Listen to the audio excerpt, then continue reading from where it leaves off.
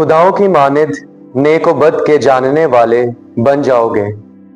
हमारे लिए आज की तलावत तकवीन की किताब उसका 3 बाब 1 से 8वीं आयत तक।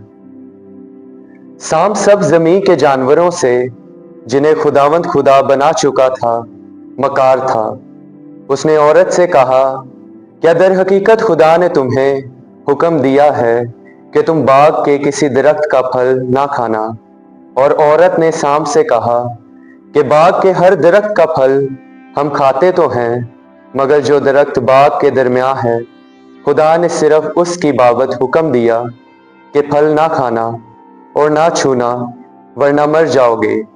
तब सांप ने औरत से कहा, तुम हरगिज ना मरोगे, बल्कि खुदा जानता है कि जिस दिन तुम उससे खाओगे तुम्हारी आंखें खुल जाएंगी और तुम खुदा की मानिद नेक और बद को जानने वाले बन जाओगे।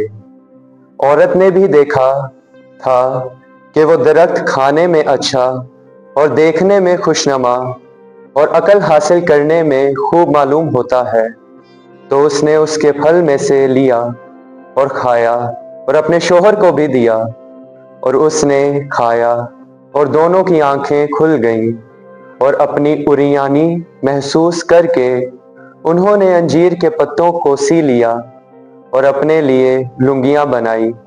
और उन्होंने खुदावंद की, जो शाम के वक्त बाग में फिरता था, आवाज सुनी, तो आदमी और उसकी बीवी बाग के दरख्तों में खुदावंद के हुजूर से छुप गए।